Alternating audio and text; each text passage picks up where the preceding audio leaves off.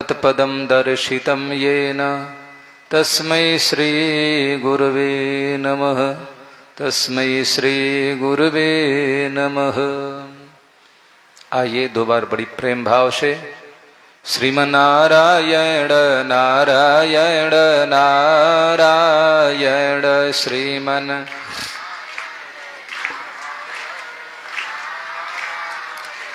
लक्ष्मी नारायण नारायण नारायण लक्ष्मी नारायण नारायण श्री हरि नारायण नारायण नारायण श्री हरि नारायण नारायण गुरुवर नारायण नारायण नारायण गुरुवर। बोले गुरुदेव भगवान की, भागवत भगवान की जय। जय श्री राधेश्याम। परम मंगलमय परात्पर खिलेश्वर सर्वांतर्यामी प्रभु श्रीमन्नारायण के पाद पद्मों में श्रद्धावंत सुमन समर्पित करते हुए कथा में बैठकर रसबोर हो रहे, प्लावित हो रहे, आनंदित हो रहे, आह्लादित हो रहे, कथा पंडाल में बैठे समस्त भगवत चरणानुरागी धर्मानुरागी सज्जन वृंद, श्रद्धामयी वात्सल्यमयी देवियों, आए हुए संत वृंद, विद्वत वृंद एवं भक्त वृंद, भजन के द्वारा श्री रामचरितमानस के माध्यम से बड़ी पावन चर्चा सभी लोग श्रवणपुर से लाभान्वित हो रहे थे। ऐसे श्री अभिषेक शास्त्री जी महाराज, कथा तो कथा है, कई बार मैंने चर्चा किया, कथा जिसने सुना है उसकी व्यथा दूर हो गई। अच्छा, गोस्वामी तुलसीदास जी भी व्यथित थे, दुखित थे, व्यास जी भी दुखी थे। इसलिए तो भागवत महापुराण के प्रथम स्कंध के प्रथम अध्याय के प्रथम श्लोक में जो चर्चा आई है, जन्माद्यस्य यतोऽन्वयादितरतः चार्थे स्वभिज्ञः स्वराट। किसी ने पूछा कि भागवत को प्रारंभ ही करना था, शुभारंभ करना था, तो जन्मादि शब्द से क्यों प्रारंभ किया? जन्माद्यस्य, तो देखो जकार से श्रीमद् भागवत प्रारंभ होता है। व्याकरणाचार्यों का मान्यता ऐसा है कि जकार दग्धाक्षर है, तो भागवत चकार से भी प्रारंभ हो सकता, और भी कुछ हो सकता था। किसने व्यास से पूछा कि प्रभु आप जकार से ही भागवत क्यों प्रारंभ करते हैं? व्यास जी बोले कि मैंने क्या प्रारंभ किया, क्या बोला, कुछ नहीं भैया, जो भीतर था मैंने वो निकाल दिया। जिसके भीतर विष होगा विष निकलेगा, जिसके भीतर अमृत होगा तो अमृत निकलेगा, जिसके भीतर कुवाच कहा जाए, दुर्गुण कहा जाए तो दुर्गुण ही प्रतीत होता है। मेरे भीतर जो था मैंने निकाल दिया। इसलिए व्यास जी किसने कि आप भी जले हैं क्या? बोले मैं भी तो जला ही हूं, दुखित ही हूं, तब तो मैं इस संहिता की रचना कर रहा हूं, ताकि मैं ही नहीं, संसार के जितने भी जीव हैं जो संसार के दुखों से दुखित हो गए हैं, उनके लिए मैंने एक तरुवर तैयार किया हूं, एक वृक्ष के रूप में भागवत संहिता देता हूं कि हाँ, हरे थाके बीमारे सारे लोग आकर के और अपने व्याधि को, कष्ट को, मुसीबत को, संकट को दूर करें। मैं कई बार कहता हूं भागवत जो है ना, यह राम कथा, ये पता है क्या है? ये स्वर्ग कल्प तरु है। और स्वर्ग कल्प तरु की बात छोड़ो, चिंतामणि की बात छोड़ो, दोनों से जो श्रेष्ठ है ये निगम कल्प तरु है। याद रखना, जो मन में सोचेंगे धर्मार्थ काम मोक्षाश्च, धर्म अर्थ काम मोक्ष, जिसकी भी इच्छा हो आप इसकी छाया में आए, पंडाल में आए, श्रवण लाभ लें, आपको जरूर मिलेगा। तो किसी ने पूछा कि गोस्वामी जी को क्या परेशानी था? तो परेशानी थे तभी तो। किसी ने पूछा कि तुलसीदास जी आप क्यों इतना बड़ी बृहद रामचरितमानस का रचना कर रहे हैं, क्या कहा, स्वांतः सुखाय तुलसी रघुनाथ गाथा। बोले कि मेरा बहुत बड़ा प्रचार हो जाए इसलिए मैं नहीं लिख रहा हूं। बोले फिर स्वांतः सुखाय, अंतःकरण के सुखी के लिए, सुख होने के लिए, आनंद के लिए, आनंदित होने के लिए मैं कथा लिख रहा हूं। क्या बात है। इसलिए हम भी आह्लादित, आनंदित और सकुशल जीवन को जीना चाहते हैं तो कथा का आश्रय हम सबको जरूर लेना चाहिए। और कथा देखो ऐसी है ना कि दाम्पत्य जीवन में भी प्रेमास्पद का भाव बन जाता है। पत्नी कैसी भी हो और पति भी कैसा हो, लेकिन दोनों कथा सुनने लगे तो धीरे धीरे जा करके उनका विचारों में परिवर्तन आ जाता है, स्वभाव एक जैसा हो जाता है, झगड़ेला स्वभाव चाहे क्रूरता वाली स्वभाव नष्ट हो जाते हैं। तो ये दाम्पत्य जीवन में भी। दूसरी बात कथा ये भी है, देखो सती प्रसंग से हम सबको शिक्षा ये जरूर मिली है कि हम कैसे भी हैं, पहले जो कुछ करना था किए, लेकिन शादी होने के बाद में, विवाह होने के बाद में, सदगृहस्थ आश्रम में आने के बाद में फिर वहां पर किसी प्रकार का शंका नहीं होनी चाहिए। पति पत्नी में भेद नहीं होना चाहिए। जब भेद हो गया तो समझो कि बस वहीं से जो जीवन रूपी गाड़ी जो चलने वाली थी, पहिया जो कहा जाए, पंचर हो गई, आगे कैसे जा सकती। थोड़ी सी शंका ने सती को समाप्त कर दिया। इसलिए पत्नी पति पर शंका न करे, पति पत्नी पर शंका न करे। थोड़ी बहुत हम एक जगह हैं तो चलता है। ये पावन चर्चा सुन रहे थे, इससे हम सबको ज्ञान मिलता है। देखो जीवन में उतराव चढ़ाव, अच्छाई बुराई, ऐसा कौन व्यक्ति है जिसके जीवन में दुर्गुण और अवगुण नहीं है, जी कमी नहीं है, बुराई नहीं है, सब में है। इसलिए उन पर ध्यान नहीं देना। आइए हम अपने प्रसंग की ओर चलते हैं। कल ये चर्चा चल रही थी, क्या श्री कृष्ण भगवान हैं, और भगवान है तो हम बंदन करें, याद रखना। एक किसी ने भजन गाया है ना, कृष्ण जिनका नाम है, गोकुल जिनका धाम है, ऐसे श्री भगवान को बारंबार प्रणाम है, ऐसे श्री भगवान को बारंबार प्रणाम है। यशोदा जिनकी मैया है, नंदजू जिनका बपैया है, ऐसे श्री गोपाल को बारंबार प्रणाम है। बार बार प्रणाम किया। इसलिए कुंती का स्तवन भी देखो, नमस्ते पुरुषम त्वाद्य नमस्कार शब्द से प्रारंभ होता है और समाप्ति कहाँ होती है पता है?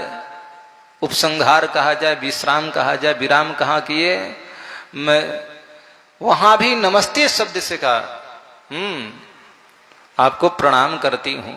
मतलब ये कि हमको प्रणाम। अब बात यह है कि कल चर्चा थी कि क्या कृष्ण भगवान है, तो कुंती बोली कि प्रभु मैं थोड़े कह रही हूं, लेकिन आपने ही तो कहा कि मैं भगवान हूं। याद है मृदभक्षण लीला में भगवान श्री कृष्ण ने सोचा ब्रज का धेनु का भी आनंद लेना है, सेवा करनी है। ब्रज का बेणु का आनंद ले लिया, ब्रज का रेणु का आनंद लिया जाए। अब ब्रजरज का भगवान श्री कृष्ण ने रज उठाकर मुख में डाल लिया। कथा सुने हैं, श्री कृष्ण ने मृदभक्षण किया, मिट्टी खा लिए थे। कहां पर? ग्वाल बालों के साथ में खेलते खेलते। ये मैं याद दिला रहा हूं। कृष्ण पूर्ण ब्रह्म है, कृष्ण परमात्मा है। तो वहां पर मित्रों ने आकर कह दिया, अरे मिट्टी खा रहे हो, चलो चलो मैया से बताता हूं। बोले अच्छा चलो जाओ बता देना, मैं डरता हूं थोड़े। और आकर के मित्र मंडलियों ने, श्री दामा ने, तोष ने, मधुमंगल ने, और साथ साथ में भैया दाऊ ने भी कह दिया कि मैया कृष्ण ने मिट्टी खाया है। कृष्णो मृदम भक्षितवान नीति मात्रे न वेदयन। तोष, श्री दामा, मधुमंगल ने कहा मैया मैया मैया, अरे यशोदा। यशोदा बोले क्या हुआ दारी के, क्या बात है, कैसे हल्ला कर रहा है? अरे मैया आज तो लाला ने मिट्टी खाई है। क्या मिट्टी खाया है? अभी तक तो माखन ही चुरा कर खाता था, माखन से पेट नहीं भर रहा है तब मिट्टी खाने लगा। क्यों रे, तूने मिट्टी खाया है? बोले नहीं है मैया, मैं मिट्टी नहीं खाया हूं। मैया बोले कि बदंती तावका हेते कुमारस्ते ग्रजोप्यमम। लाला जानता है ये जो बोल रहे हैं इसमें हमारे कोई नहीं है, इसमें गोपियां थोड़े हैं, न ललिता है, न विशाखा है, न प्रभा है, न प्रभावती है, न चंद्र प्रभा है। ये तो गोपियां आकर शिकायत करती थी तो मैं मान लेती थी चल भाई झूठ मूठ का भी कर सकती है, लेकिन बदंती तावका ही थे, ये तुम्हारे लोग हैं। श्री दामा मतोस जिसके यहाँ जिसके साथ 24 घंटे रहते थे, कन्हैया बोले कि मैया बताऊं ये सब हमको ऐसे ही पिटवाना चाह रहे हैं, डटवाना चाह रहे हैं। हाँ, बोले अच्छा ठीक है, पड़ोसन होने के नाते तो श्री दामा आदि झूठ बोल सकते हैं, लेकिन कुमारस्ति कृयोपमम तुम्हारा जो भाई है ना बलराम, ये कभी झूठ नहीं बोल सकता है। तुम्हारा सबसे बड़ा शुभचिंतक है, याद रखना। तुमसे इतना प्रेम करता है तुमको तो अरे कोई मारने की बात छोड़ो, किसने आंख भी उठा लिया उसका आंख निकालने के सामर्थ्य रखता है, तुमको कष्ट नहीं होने दे सकता है। भला मैं कैसे कहूं कि चाहता है कि तुम्हारी पिटाई हो जाए। और रामावतार की बात है, जो रावुर अनुशासन पावो कंदो कई ब्रह्मांड उठा। जनक जी महाराज बोल गए, हो सकता है भाई कहीं नंबर लग जाए। भूप सहस्त्र दस एक ही 12 लगे उठावन टरई नटारा। जनक जी देखे कि अब इसमें कोई योद्धा नहीं रहा, कोई वीर नहीं रहा, कह दे कि जाओ सब अपने घर, वीर विहीन महीमय जाने। मैं तो जान गया कि पृथ्वी वीरों से विहीन है, इसलिए क्या मुंह दिखा रहे, जाओ यहां से। जब ये बात कहे सब बेचारे राजा सिर झुका लिए, आंखें नतमस्तक हो गई, आंखें झुक गई, पलकें बंद हो गई। लेकिन उसी सभा में बैठा हुआ एक शेर था, योद्धा था, वीर था, धनुर्धर था। बोले करे जनक क्या बात कहे, धनुष की बात कहते हो, ब्रह्मांड की बात करो, अरे धरती पर पड़ा धनुष की बात करो, मैं धरती की बात करो, जो वार अनुशासन पाऊं।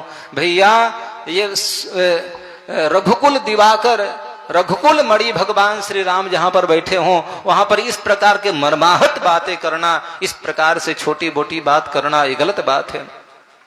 आपने रघुकुल का यहाँ पर उपहास किया है, रघुवंश का, इसलिए ये गलत बात है। बहुत जनक ने फटकारा, जनक को फटकारे लक्ष्मण जी। जनक को बड़ी प्रसन्नता हुई, नहीं अभी योद्धा है, वीर है। अरे भैया उसको ही तो बात लगती है। तब जा करके लक्ष्मण जी महाराज से किसी ने पूछा कि उठा लोगे, बिल्कुल उठा लूंगा। हाँ, लेकिन राम जी का आदेश, खैर उधर जाने की आवश्यकता नहीं है। तो वहां कहने के भाव मेरा ये है कि राम का अपमान करने वाले को लक्ष्मण कभी बर्दाश्त नहीं कर सकता है। और यही कारण हुआ कृष्णावतार में अग्रज बन करके, कुमारस्ति ग्रजोपमम, अग्रज बड़ा बन करके यहाँ पर भैया लक्ष्मण शेष जी महाराज आए हैं, यहाँ दाऊ जी आए हैं, बलराम। तो मैया यशोदा बोली कि सारे लोग तुम्हारा अहित चाह सकते हैं, लेकिन मेरा बेटा बलराम बड़ा जो है तुम्हारा भाई कभी ऐसा नहीं सोच सकता है।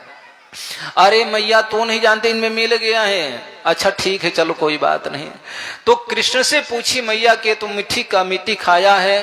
कृष्ण ने साफ मना कर दे कि नाहं भक्षितवानंब सर्वे मिथ्याभिशंसिनः यदि सत्य गिरहस्तर्हि समक्षम पश्य मे मुखम। मैया मैं मिट्टी नहीं खाया हूं, कितनी बढ़िया बात। अच्छा कृष्ण यहाँ झूठ बोले हैं ना, बोले हैं। लोग कहते कृष्ण ने झूठ नहीं बोला है, लेकिन यहाँ मित्रों ने कहा कृष्णो मृदम भक्षितवान, कृष्ण ने मिट्टी खाए। कृष्ण से पूछा गया कि क्यों भाई कृष्ण तुम मिट्टी खाए हो? कृष्ण ने कहा कि ना हम भक्षितवान, मैं मिट्टी नहीं खाया हूं। अजय बात है, कृष्णो मृदम भक्षितवान, कृष्ण ने मिट्टी खाए है, बात सही है। किसने कहा? मित्रों ने कहा। लेकिन जब बात कृष्ण की आई तो कृष्ण ने मिट्टी का नाम नहीं लिया है। ध्यान देंगे, कृष्ण ने कहा कि ना हम भक्षितवान, मैं नहीं खाया हूं, लेकिन मिट्टी का नाम नहीं लिया है। मैं नहीं खाया हूं, क्या नहीं खाया इसके तो चर्चा नहीं है। मित्रों ने कहा कि मिट्टी खाए हैं। अच्छा, सर्वे मिथ्या भी, ये सारे झूठ बोल रहे हैं। अच्छा, सब झूठ बोले हाँ, बोले कि मैया विश्वास न हो तो बात को मुंह खोलूं। अरे समक्षम पैसे मुखम, मुख मिट्टी खाए हैं, कुल्ला तो किए नहीं, पानी पिए नहीं है, गलाला किए नहीं, तो मिट्टी तो जीभ में लगी होगी, देख लो ना मैं मिट्टी खाया हूं। मैया बोले ये बात सही है लाला, मुंह दिखा तू बड़ा सत्यवादी बना है। और कन्हैया ने उसी समय मुख खोल दिया। ध्यान देंगे। कुंती बोली कि मैं नहीं कह रही कि तुम भगवान हो, लेकिन तुमने भगवत्ता का प्रदर्शन स्वयं किया है। शास्त्र कहते हैं, श्रुतियां कहती है, वेद कहते हैं, पुराण कहते हैं, ऋषि महर्षि कहते हैं, कबहू कफीरे आगे पुनि जाए, कबहू कंद्रेत्य करऊं तुम जाए, मुनिया कुलाए उठा तब कैसे, विकलहीन मने फणिबर जैसे। सुतीक्षण जैसे भक्तों ने कहा कि तुम ब्रह्म हो। जब भीतर में दर्शन दे रहे थे और जब स्वरूप को ओझल कर दिया, दूर कर दिया, सुतीक्षण भी घबरा गए। मतंग जैसे महापुरुष कहते हैं, इसलिए मैं भी कहते तुम भगवान हो। बुढ़ी ने मैं भगवान कहाँ हूं? बोले कि अच्छा, तब उस समय क्या हुआ? बोले ज्योतिष चक्रम जलम तेजो।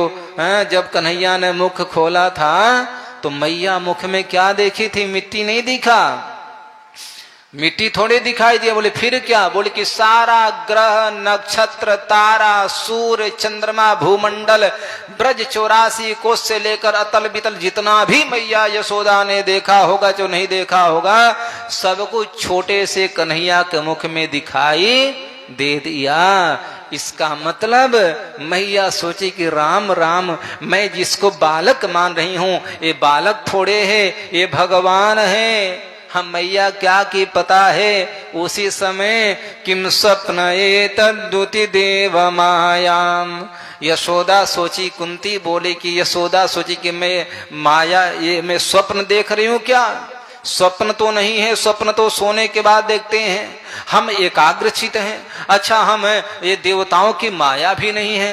देवताओं की माया में ये सामर्थ्य नहीं कि ब्रह्म का दर्शन करा दे, विराट नारायण का पूरे विश्व प्रपंच का दर्शन करा दे।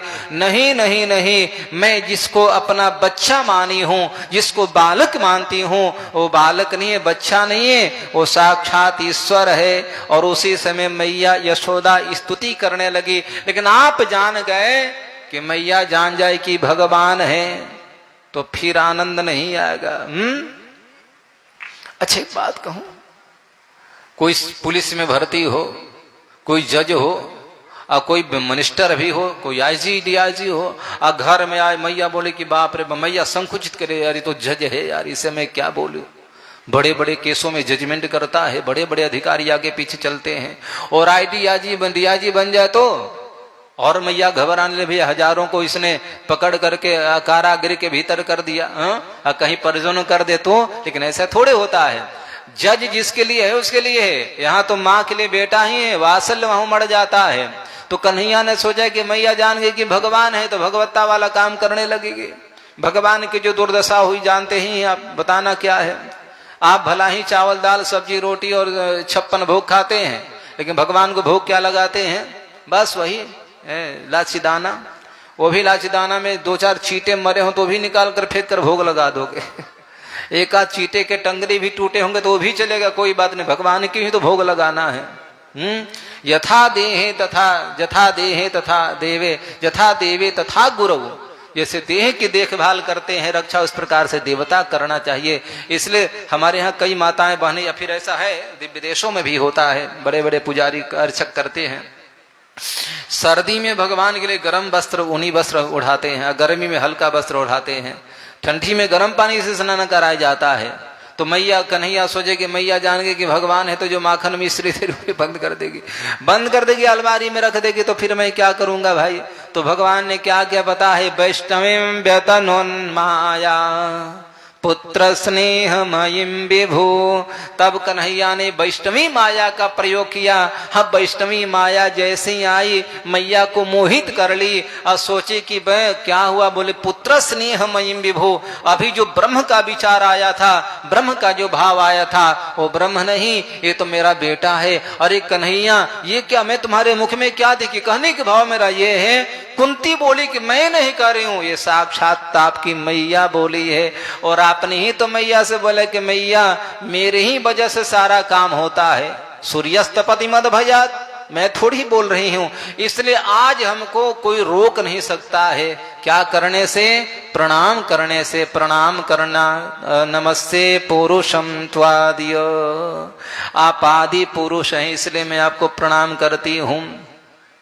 अच्छा, भगवान ही आदि है, क्या सच है? क्या बोले? गुरु सही बात है। अच्छा, भगवान ही पूरे विश्व प्रपंच में है? बोले कि बिल्कुल सही बात है। अच्छा, जगत का लय होने पर भगवान ही रह जाते? बिल्कुल भगवान रह जाते, इसमें कहीं कोई किंतु परंतु लेकिन वाली बात ही नहीं है। बोले कि आप आदि पुरुष हैं, जब कोई नहीं था तो आप थे, मध्य भी आपका है, अंत भी आपका है। यो वशिष्येत सोस में हम, जो लास्ट में रह जाते प्रभु आप ही हैं। इसलिए देखो, मैं कई बार कहता हूं, उस भगवान का नाम का जाप करोगे, भजन करेंगे, कीर्तन करेंगे, निश्चय ही गति हो जाएगा, उद्धार हो जाएगा। और नहीं तो फिर आजकल तो भाई भगवान बन ही गए हैं। विष्णु सहस्त्रनाम के प्रथम श्लोक है, यस्य स्मरण मात्रेण जन्म संसार बंधनात् विमुच्यते नमस्तस्मै विष्णवे प्रभ विष्णवे। जिनकी स्मरण मात्र से जीव क्या करता है? जन्म संसार बंधनात्। ये बंधन जो है, क्या बंधन है? पुनरपि जननम पुनरपि मरण में ही बंधन है। जन्म मृत्यु के चक्र से छूट जाता है, मुंचन हो जाता है, विमुच्यते, मुंचन हो जाता है, भगवान विष्णु के धाम को प्राप्त हो जाता है। इसलिए भजन्ति ये पुष्कराक्षम न ते यान्ति पराभवम। वही विष्णु सहस्रनाम में लिखा है, विश्वेश्वरमजम देवम जगतः प्रभवाप्ययम भजन्ति ये पुष्कराक्षम न ते यान्ति पराभवम पराभवम। भैया, ये भव रूपी बीमारी को दूर करना है। अच्छा, एक बात कहूं, ब्लड प्रेशर है, किसी का ठीक हो जाता है, थोड़ा पथ्यापथ का ध्यान रखते हुए परहेज करने से, और रिफाइंड तेल घी वगैरह कम खाएंगे तो लेवल में आ जाएगा। अन्य बीमारी हो भी एक बार दूर हो जाएगी, लेकिन एक बीमारी ऐसी है भाई मेरे, जो कभी दूर होने वाली नहीं, याद रखिएगा। अब किसी पैथियों में इसका इलाज भी नहीं है।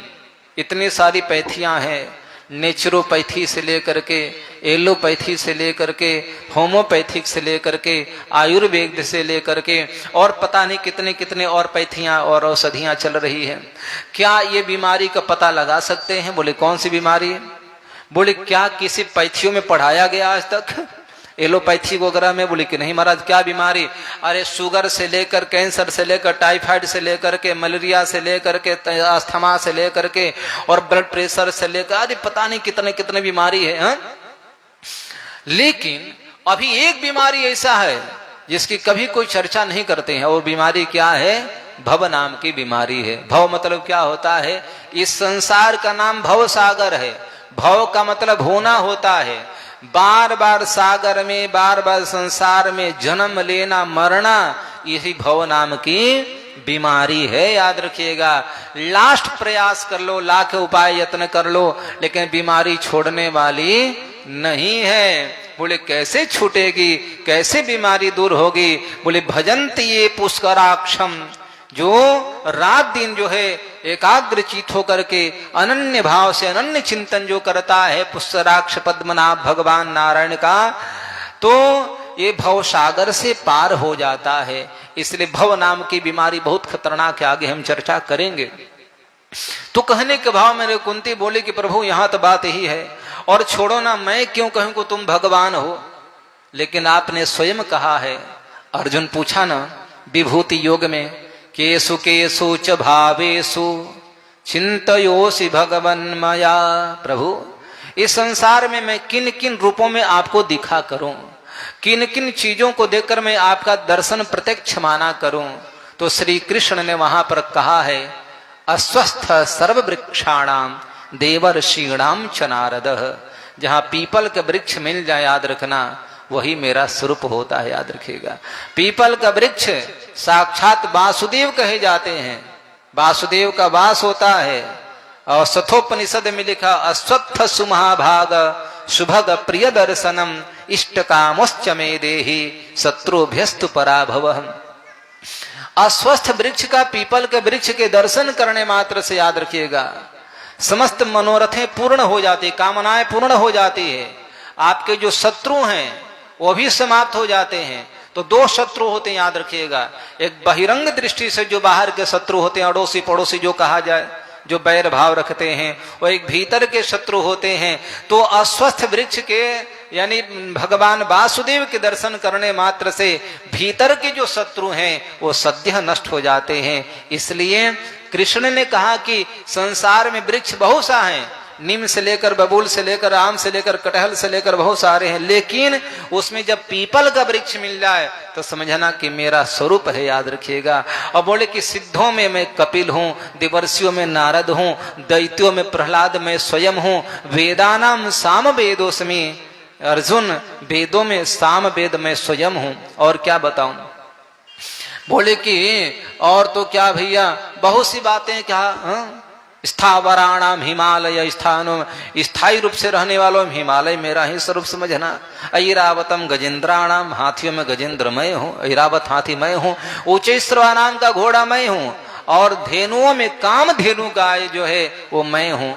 अब जरा सोचो, ये बात लंबी हो जाएगी, लेकिन लास्ट में कृष्ण ने क्या कहा, अर्जुन एक बात कहूं, अथवा बहुनैतेन किम ज्ञातेन तवार्जुन विष्टभ्याहमिदं कृष्ण में काम से निष्ठितो जगत। अर्जुन, बहुत सी बातों को जानकर क्या करोगे? बोले फिर प्रभु, बोले कि किम ज्ञात अथवा बहुनैतेन, बहुत सी बातों को जानकर क्या करोगे? विष्टभ्याहमिदं कृष्णम, ये संपूर्ण विश्व जो है अतल वितल तलातल रसातल आदि महातल से लेकर के मृत्यु लोक से लेकर के अभू भुव स्व महजन तपसत्यम आदि आदि जो है, ये सब में जो है सब लोकों में मैं ही वासुदेव एक रूप से प्रतिष्ठित होकर के मैं इसका संचरण, इसको मैं चलाता हूं। बस एको विष्णुर्भद भूतम पृथक भूतानि नैकशः, एक ही विष्णु है, याद रखिएगा, लेकिन पृथक पृथक रूप में हो गए, याद रखिएगा। त्रिलोकान व्याप्य भूतात्मा, तीनों लोकों में व्याप्त रखने वाला है। अच्छा, ये मन में प्रश्न आया, क्या एक ही विष्णु एक ही नारायण सब में कैसे हैं? अच्छा बात, तो आप देखें, कभी अनुभव करेंगे, आपके घर में जब सूर्योदय हो जाए तो घर में घट मंगा लीजिएगा, अरे परात ले लीजिएगा, कड़ाही ले लीजिएगा, और उस परात में भगोना में बरगुना में या मिट्टी के पात्र में जल भर दीजिएगा।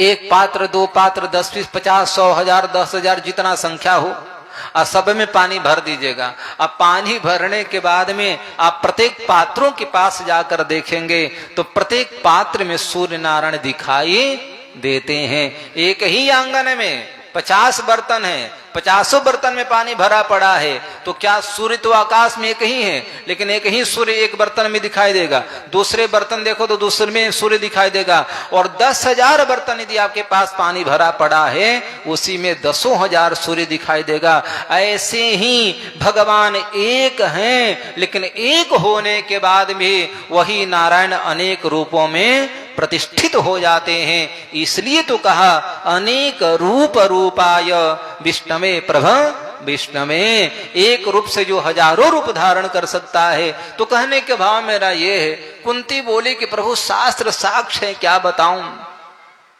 शास्त्र प्रमाणित है कि आप ही भगवान हैं, आपके अलावा दूसरा कोई नहीं हो सकता है। एक बात याद रखिएगा, आज भगवान से मिलने का होड़ चल रहा है।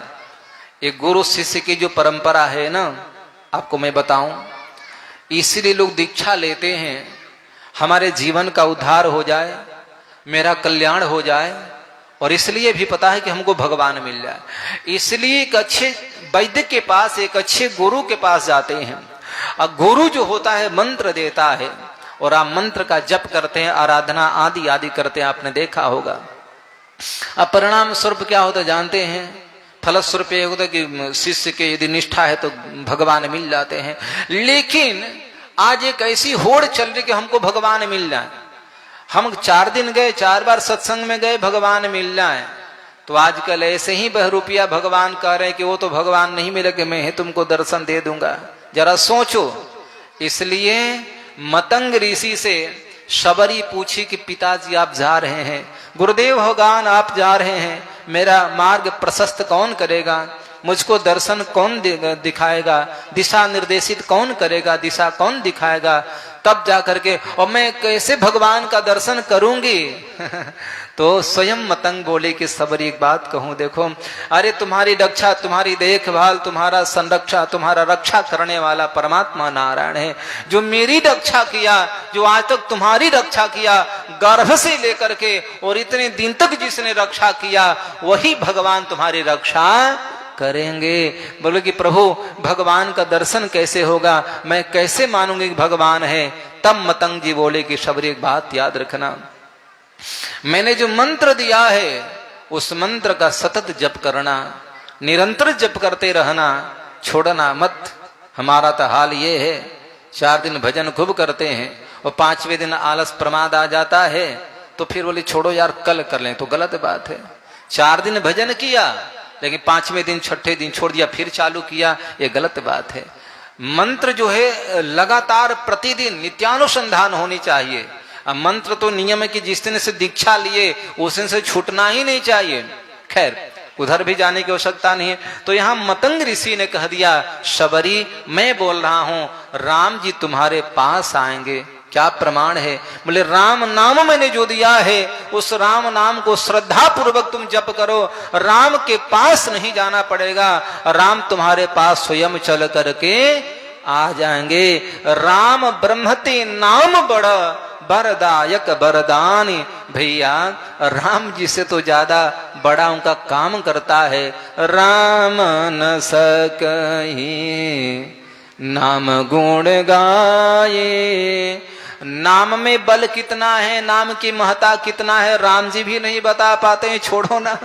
इसलिए देखो जहां ब्रह्म है वहां पर नामस्मरण हो कोई जरूरी नहीं है, जहां ब्रह्म है वहां नाम का साक्षात्कार हो कोई जरूरी नहीं है, लेकिन जहां नाम देव रहे हैं वहां ब्रह्म को आना ही पड़ा। वो चाहे भील जाति में उत्पन्न होने वाली, शबर जाति में उत्पन्न होने वाली शबरी क्यों नहीं हो, चाहे भाई और ही क्यों नहीं हो, चाहे कर्मा बाई क्यों नहीं हो, रमा बाई क्यों नहीं हो, चाहे मदालसा जैसी देवी क्यों नहीं हो, या फिर नरसी जैसा लोग क्यों नहीं हो, या फिर रविदास जैसा भक्त क्यों नहीं हो। जहां पर भगवान का नाम है तो भगवान को तो वहां पर जाना ही पड़ता है।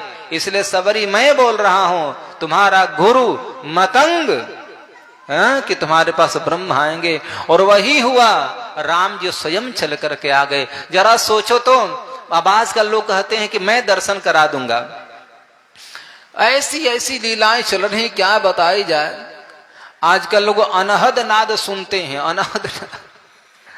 कुछ लोग ऐसे हैं बोले कि भगवान मिले और एक बार शिविर अटेंड करो, कैंप में चले जाओ, शिविर में चले जाओ, बोले कि बस बस भगवान मिल गए। वो क्रिया कराते हैं, कान में उंगली लगा देंगे, आंख बंद कर देंगे, भौहें जहां पर थर्ड आई कहते हैं, तीसरा नेत्र यहां जोड़ देंगे, थोड़ा सा रोशनी होती है, प्रकाश होता है, हलन चलन होता है, तो बोले कि अब तो भगवान। अरे भैया वो नाद तो हमेशा होता रहता है, कान में उंगली लगा कर देखो नाद हो रहा है, लेकिन उस नाद को नाद नहीं कहते हैं। हमारे शास्त्रों में 10 प्रकार के नादों का वर्णन किया गया है, जो क्रमशः मंत्रानुसंधान करते करते, मंत्र जप करते करते धीरे धीरे नाद सुनाई देता है।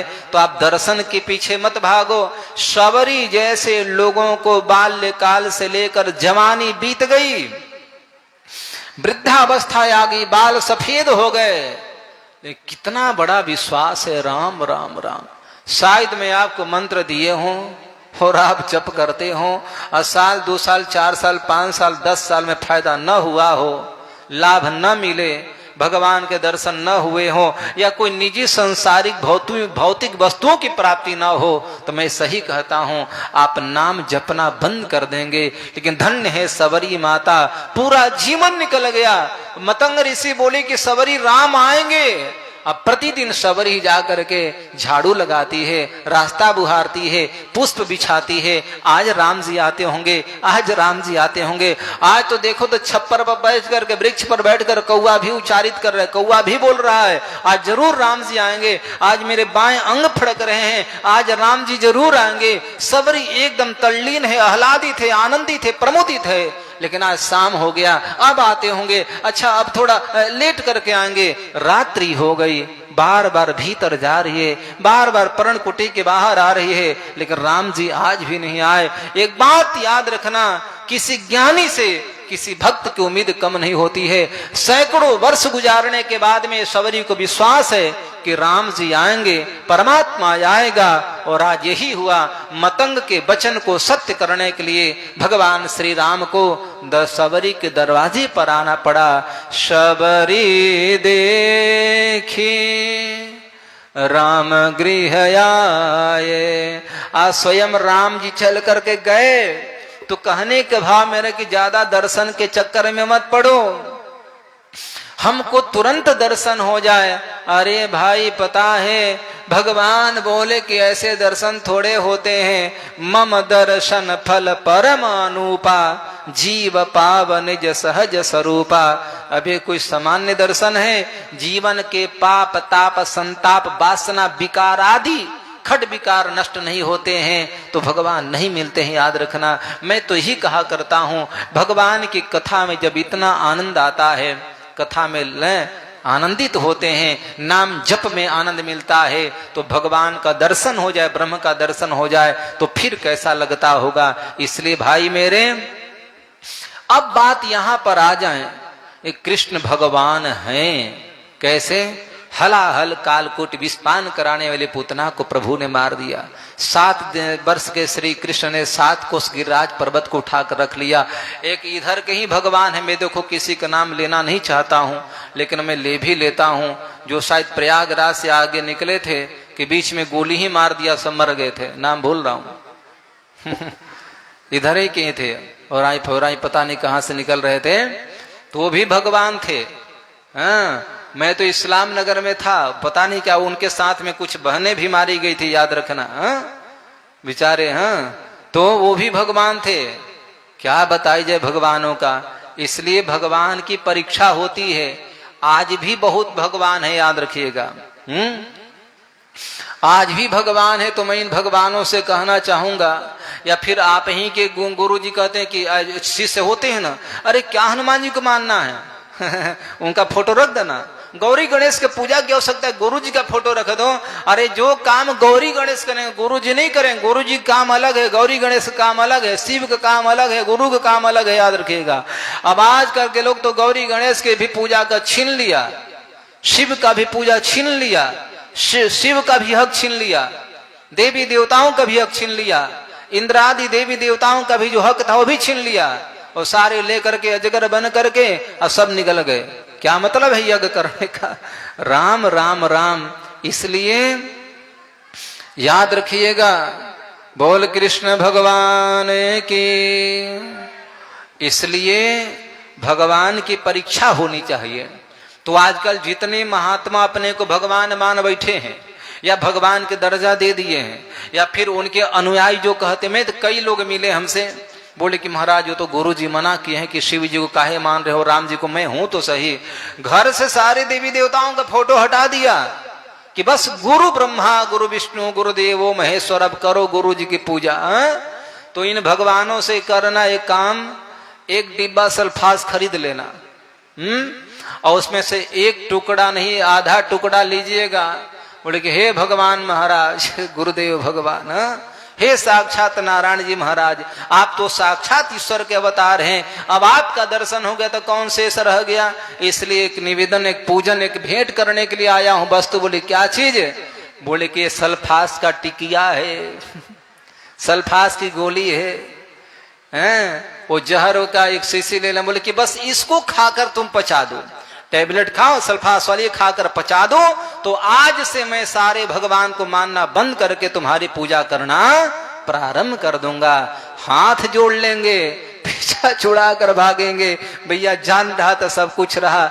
भगवान की झांसा देने वाले लोग, याद रखना, ये भैया मेरे स्वयं तो नरक में जाते हैं, हमको भी, आपको भी, सबको भी लेकर जाते हैं। एक बात याद आ गई हमको, अक्सर कहा करता हूं, आज के कुछ साल पहले एक नाक कटा संप्रदाय चला था। आज कितने संप्रदाय हैं? बहुत सारे, 400 से भी ज्यादा हैं। 4 संप्रदाय हैं, और 4 संप्रदाय से 400 से भी ज्यादा हो गए हैं। तो उसी समय क्या हुआ, एक बहुत पहले पुराना संप्रदाय नाक कटा संप्रदाय चल रहा था। एक इस संप्रदाय का भी बहुत संवर्धन हुआ, बहुत वृद्धि हुआ, बहुत बढ़ा। अच्छा, वो कैसे हुआ? बोले कि एक बार क्या गांव देहात में रहने वाला औराई फोराई कोई व्यक्ति होगा, औराई वगैरह का मान लो, और उसका किसी प्रकार से नाक कट गया। अरे नाक कट गया कि कोई काट ही दिया होगा, बदमाशी किया था और नाक कट गया और चोरी में पकड़ा गया था। बोले कि बहुत बदमाश, इसका नाक काट दो ताकि जिंदगी भर याद करेगा। और नाक काट लिया महाराज। अब वो क्या किया कि औराई छोड़कर भागा। औराई मैंने गांव वाले बार बार करने, मारो नाक काटा गया, नाक काटा आ गया। तो क्या किया पता है, गांव तो छोड़कर चला गया, दूसरे गांव में चला गया और वहां जाकर के एकांत में निर्जन स्थान में पर्वतों पहाड़ों पर जहां पर भक्त लोग देवी जी के दर्शन किया करते थे, करने जाया करते थे, और वहां जाकर के देखा कि कुछ लोग आ रहे हैं और नाक कटा इतना चतुर था, लगा नाचने। लोगों ने पूछा कि रे नाक काटा तो यहाँ पर एकांत में क्या कर रहा है, नाच रहा है? बोले कि बोलो मत। बोले क्यों? बोले कि भी भगवान का दर्शन हो रहा है। भगवान नारायण एकदम जो है शंख चक्र गदा पद्मादि लेकर के खड़े हैं, एकदम दिव्य रूप का दर्शन हो रहा है। लोगों ने कहा कि हमको भी तो करा। बोले कि रुक जाओ, भी मत बोलो। 2, 4, 5 मिनट नाटक किया, नाचने का, रोने का, गाने का, राम राम। बाद में जब रो धो के शांत हो गया तो लोगों ने पूछा कि अब तो दर्शन कराओ। बोले कि भैया दर्शन तो तत्काल हो जाए, तत्क्षण हो जाए, लेकिन नाक तुम्हारा बाधक है। हमारे जैसे तुम भी नाक कटा लो तो भगवान तुरंत मिल जाएंगे। लोगों ने कहा कि यार बेटा बेटी की शादी हो गई, सब जिम्मेदारी से पूरा हो गया और नाक ही कटा ले तो क्या परेशानी है? अरे भाई रावण तो अंगुली ही काट कर चढ़ा देता था, हम नाक क्या 10 शीश बार बार मस्तक ही काट के, गर्दन ही काट के दे देता था, और हमको नाक कटाने से भगवान नहीं मिले तो कौन बड़ी बात है? एक लोगों ने नाक कटवा लिया, नाक कटाने का तो दर्द होता ही है। बोले कि अब तो चिल्लाने का दर्द हो रहा है। बोले रुको, ऐसे थोड़े ठीक होगा। हाँ, मलहम पट्टी लगाया, दवाई दिया, ठीक है। बोले घाव ठीक होगा तो दर्शन होगा। अब घाव भी ठीक हो गया। लोगों ने कहा कि भाई तो लगा कैंप, तो लोग 10-20 लोग नाक कटवा लिए। और 10-20 दिन बाद में बोले कि अरे नाक कटा, अभी तक तो दर्शन नहीं हुआ। लेकिन नाचो गाओ। एक बात याद रखना, हमारा तो नाक कट ही गया था, लोग बड़ी मजाक बना रहे थे। मैंने सोचा कि बेटा हमारा कट गया तो तुम लोगों का बच करके क्या करेगा? पहले तो मैं अकेला था, 20 हो गए। चलो किसी गांव में कैंप लगाते हैं। और वो भूल भुला करके घूमते घूमते प्रयागराज आ गया और वहां भी सैकड़ों लोगों का नाक काटा। बाद में कहा अरे मूर्खों। बोले कि क्या? बोले कि दर्शन हो रहे। बोले नहीं। बोले कि हल्ला करेंगे। बोले कि हल्ला करोगे तुम्हारी संख्या कम हो जाएगी। तुम बिना नाक के हो, समाज वाले नाक वाले हैं, तो नाक वाले बिना नाक वाले के मजाक बनाते हैं। इसलिए ऐसा करो कि जितना ज्यादा से ज्यादा लोगों का नाक कट जाए। हाँ, सबने नौटंकी बाजी करना प्रारंभ किया और भैया करते करते हजारों की संख्या में सबकी संख्या पहुंच गई। कई गांवों में, कई शहरों में, कई जनपदों में बेचारे छा गए। करते करते कि राजा के पास सूचना पहुंची। राज महल में, राजा के नगरी में चले गए।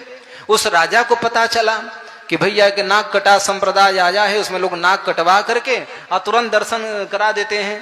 तो बोले कितने लोग हैं? बोले कि मंत्री बोले कि महाराज हजारों की संख्या में है। राजा बोला कि यार अपना भी सब काम हो गया। सब काम हो गया। राजपाट की जिम्मेदारी बच्चे युवराज को राजा घोषित कर देता हूं और मैं भी नाक कटा करके भगवान का दर्शन करूंगा, आनंद करूंगा। मंत्री बोला कि हे भगवान, ये राजा के मन में कुबुद्धि कहां से आ गई? नाक कटाने से कहीं ईश्वर मिलता है क्या? अब कौन समझाए इनको? चलो भाई, मंत्री ने कहा कि प्रभु अच्छी बात है, आप राजा हैं, आप नाक जरूर कटवाइएगा, लेकिन मंत्री होने के नाते एक बात हमारी भी मान लें। पहले मेरे को नाक कटा लेने दीजिए।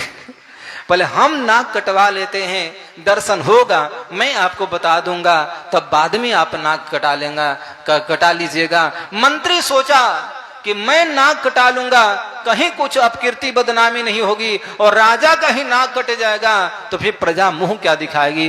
राजा को तब और अवहेलना होगा ही होगा। तब मंत्री बोला कि मैं कटाऊंगा। ठीक है भाई, बड़ा बुद्धिमान था मंत्री, याद रखिएगा। मंत्री को सदैव जो है बुद्धिमान तेज तरार होना चाहिए, जो राजा का हर प्रकार का हित चाहे। अब परिणाम यही हुआ, मंत्री जाकर नाक कटाया। बोले कि दर्शन नहीं हुआ भाई, क्या बात है? बोले अरे मूर्ख मंत्री, ऐसा करे कि राजा का भी नाक जल्दी कट जाए, और नाक कटाने से थोड़े भगवान मिलते हैं। लेकिन मंत्री तुम्हारा कट गया, तुम विचार करो कि राजा का नाक रहकर क्या करेगा। भला चाहते तो राजा का नाक कटा दो, फिर इस दुनिया का सबसे बड़ा संप्रदायावलंबी हम होंगे, सबसे ज्यादा प्रचार प्रसार जितना है सब कुछ हमारा होगा, हमारे अनुयायी होंगे और हम लोगों का संप्रदाय का संवर्धन होगा। मंत्री बोला कि ठीक कह रहे हो, मैं जा रहा हूं राजा को बुला कर लाने। और जा करके मंत्री बोला कि हमारा ठीक ही हुआ, ठीक हुआ। बोले क्या हुआ? अरे मंत्री भगवान मिले, दर्शन हुआ। बोले भगवान जाए भाण में, नाक के अलग से। अरे दर्शन हो रहा है क्या? नाक अलग से कट गया, भगवान मिलते हैं क्या? राजा बोले कि ओ, इसका मतलब प्रोपगंडा है, आडंबर है, ढोंग बनाया है सब। बोले कि बिल्कुल महाराज। बोले ठीक है। तुरंत आदेश दिया सैनिकों को जाकर घेराबंदी करो। सबको घेराबंदी किया और जितना नाक कटा थे सबको ले जाकर जेल में बंद कर दिया। सब धीरे धीरे करके एक एक दो दो साल, 10 20 25 30 50 साल में सब मर मरा करके किनारे लग गए। तब उस संप्रदाय का सर्वनाश, सब उसका समाप्ति हुआ। आज होड़ लगी पड़ी ईश्वर का दर्शन करने के लिए। एक बात याद रखिएगा, कोई गुरु किसी शिष्य को दर्शन नहीं कराता है। याद रखिएगा, आपका साधना, आपका आराधना, आपका भजन, आपका प्रेम, आपका निष्ठा, आपकी समर्पणता, आपका संयमित जीवन जो है, आप ही जो है भगवान का दर्शन कर सकते हैं। नहीं तो भैया ऐसे वैसे सड़कों पर भगवान मिलने लगे तो चलते फिरते कोई भी दर्शन करा देगा। आज भगवान के दर्शन कराने वाले हजारों हजारों संप्रदाय वाले हैं। भगवान न करे भैया, उनसे दूर ही रहा जाए। बस एक बात याद रखना, भगवान दर्शन भी न दे कोई बात नहीं, याद रखिएगा। हम अपना काम करें भैया, उसकी मर्जी होगी दर्शन दे देगा, उसकी मर्जी होगी मिल जाएगा, नहीं तो कोई बात नहीं। हम अपना काम करेंगे, और अपना काम मतलब हम अपने भजन करेंगे, नाम का जप करेंगे, अच्छे काम करेंगे। नहीं तो दर्शन के चक्कर में पता चला कि भगवान का पूजा बंद करके और हमने ये बहुरूपिया भगवान का पूजा करना प्रारंभ कर दिया। इसलिए कुंती माता बोले कि प्रभु आप ईश्वर हैं, परमेश्वर हैं। नमस्ये पुरुषम त्वाद्य ईश्वरः प्रकृतेः परम अलक्ष्यम सर्वभूतानां अंतर बहिरवस्थित। मैं आपको प्रणाम करती हूं क्योंकि बाहर भी रहते हैं और भीतर भी रहते हैं। जैसे लकड़ी में आग रहती है, याद रखिएगा, लेकिन लकड़ी में आग दिखती है क्या? नहीं दिखती है। उसी प्रकार से ब्रह्म सब में रहता है। कुंती माता बोली कि आपको बार बार प्रणाम करती हूं। खैर, तो कहने के भाव मेरा ये है, तथा परमहंसानां मुनीनां अमलात्मनां भक्ति योग विधानार्थं कथम पश्ये मे स्त्रियः नाहं वेदैर्न तपसा न दानेन चेज्यया शक्य एव विधो द्रष्टुं दृष्टवानसि मां यथा मनुष्याणां सहस्रेषु कश्चिद्यतति सिद्धये यततामपि सिद्धानां कश्चिन माम वेति तत्वतः। घर तो छोड़े थे कि आत्म कल्याण करेंगे, लेकिन यहां तो मंत्र जप करके चमत्कार करना प्रारंभ कर दिए। घर छोड़े थे कि बस जो मिल जाएगा वही लेकर के भजन करेंगे, 2 टुकड़ा खाकर मस्त रहा करेंगे, सत्कर्म करेंगे। लेकिन यहाँ तो घर का प्रॉपर्टी छोड़ा, लेकिन पड़ोसी का प्रॉपर्टी हड़पने में काम लगा दिए। एक आश्रम से काम नहीं चलता है, 50-50 मठिया हड़पने में काम लगाए हैं महाराज। और सिद्धि के चक्कर में पड़े हैं, याद रखिएगा। ये मार्ग से भटक गया। इसलिए भगवान कहते ना हम वेदैर न तपसा, लाख वेद का स्वाध्याय कर लो, तपस्या कर लो, ऐसे में मिलने वाला नहीं हूं। जब तक अनन्य प्रेम समर्पणता नहीं होगी तो भाई मेरे, कहने का भाव मेरा ये है, भगवान मिल जाएंगे। अरे भाई, भगवान तो भागे भागे आते हैं, बशर्ते हमारी आस्था, लगन, निष्ठा, प्रेम और समर्पणता होनी चाहिए। बोलो गोविंद भगवान की। तो शिष्य तथा परमहंसा नाम, कुंती माता बोली कि बोली प्रभु बड़े बड़े अमलात्मा विमलात्मा शुद्धात्मा हंस परमहंस नहीं पहचान पाए, तो मैं आपको कैसे पहचान पाऊंगी। आदि युक्त बातें जो हैं पुनः हम लोग कल चर्चा करेंगे। लेकिन आप लोगों से कहना है थोड़ा सा जल्दी आया करो, लेट हो जाया कर